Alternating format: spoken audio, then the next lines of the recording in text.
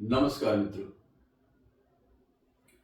अक्सर लोग मुझसे पूछते भी रहते हैं और YouTube में इस तरह के समाचार भी आते रहते हैं कि एक खास तारीख में इस पृथ्वी में बड़ा संकट आएगा, पृथ्वी डूब जाएगी, या इस तारीख में संसार का अंत हो जाएगा। ऐसे वीडियो कम से कम 50 सालों से देखे जा रहे हैं।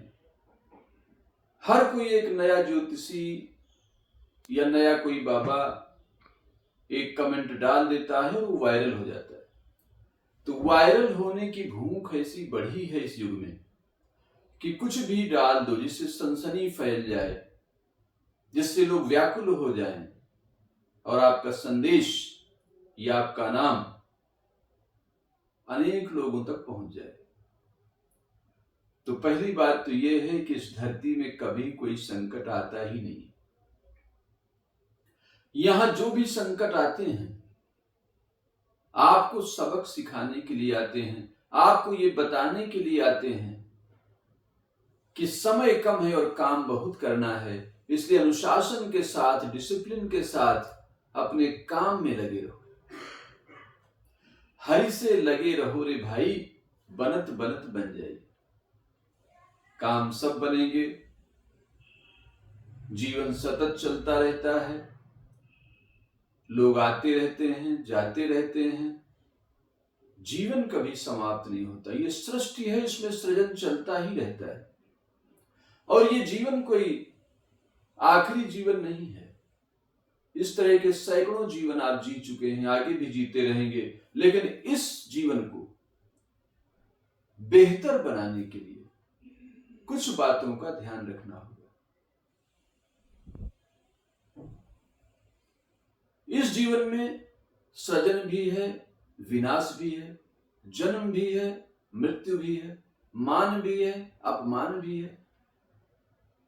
और जब कोई बड़ा विनाश होता है तो फिर से जीवन का सृजन हो जाता है। यह सदियों से होता आ रहा है। इसलिए भगवान श्री कृष्ण ने कहा कि यदा यदा ही धर्मस्य ग्लानिर्भवति भारत अभ्युत्थानाम धर्मस्य तदात्मानं सृजाम्यहम् परित्राणाय साधूनां विनाशाय च दुष्कृतां धर्म संस्थापनार्थाय संभवामि युगे युगे। ये जिनके कारण आप विचलित हो जाते हैं, जिन पापियों के कारण, जिन दुरात्माओं के कारण, जिन राक्षसों के कारण, उनकी गतिविधियों से आप विचलित हो जाते हैं, इनके विनाश के लिए वो अवतार लेता है, प्रकट होता है। संभवामि युगे युगे, हर युग में प्रकट होता है। इसलिए कभी मन में ग्लानि नहीं लाना है, कभी भय नहीं लाना है। हमेशा ईश्वर की शरण में रह के अपना कर्म करना है। और जब बड़ा विस्फोट होता है, कोई बड़ी हिंसा होती है, कोई बड़ा विनाश होता है, तो सृजन का एक नया द्वार खुलता है। और अगर हम श्रीमद् वाल्मीकि रामायण को देखें तो इस रामायण का सृजन कैसे हुआ?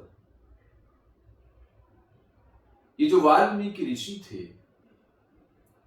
ये सुबह सुबह तमसा नदी के किनारे गए हुए थे स्नान करने, और वहां पर क्रौंच पक्षी का जोड़ा प्रणय कर रहा था, प्रेम में डूबा हुआ था, और एक बहेलिये ने उसको तीर से मार दिया। तो जो मादा जोड़ा था वो तड़पने लगा, चीत्कार करने लगा, और उसे देखकर एक विनाशकारी जो श्राप है वो प्रकट हुआ, एक विध्वंस का शब्द प्रकट हुआ कि मां निषाद प्रतिष्ठा त्वम अगमः शाश्वती समा यत् क्रौंच मिथुनादेकम अवधीत काम मोहितम। इस काम में मोहित पक्षी जोड़े को जिस तरह तूने मारा है, इससे तुझे कभी शांति नहीं प्राप्त होगी। इस श्राप जब उन्होंने दिया तो इस श्राप से संगीत पैदा हुआ, गीत पैदा हो गया।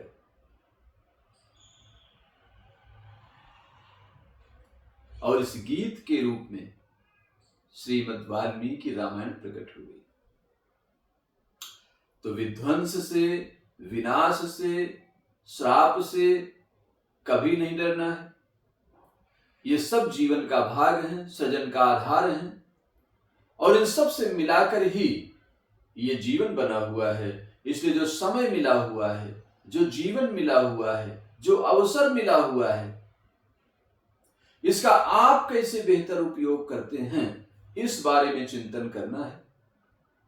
लोगों की चिंता नहीं करनी है। दुनिया में क्या हो रहा है इससे बहुत ज्यादा प्रभावित नहीं होना है। आपके द्वारा क्या किया जा रहा है इसके प्रति सजग रहना है। प्रसन्नता से अपना काम करना है, कर्तव्य करना है, धैर्य रखना है, और धर्म का पालन जरूर करना है। और धर्म के बारे में एक ही बात बताना चाहूंगा कि परहित सरिस धर्म नहीं भाई। एक ही धर्म है इस दुनिया में।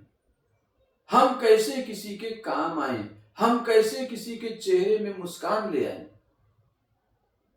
और हमारे होने से अगर किसी का हित हो जाए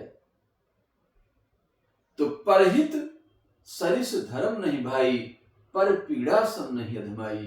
कभी किसी को पीड़ा मत पहुंचा देना, क्योंकि पीड़ा श्राप का कारण बनती है और श्राप विनाश का कारण बनता है। इसलिए कभी भी किसी संत के जो वीडियो आप देखते हैं, कभी उन्हें डिसलाइक मत करिए, कभी गलत कमेंट मत करिए। उनका मार्ग अलग है, वो अपना काम कर रहे हैं, अपना गीत गा रहे हैं। अगर आपको ना भी पसंद आए तो भी उसको दूर से ही प्रणाम करके आप स्क्रॉल कर दीजिए।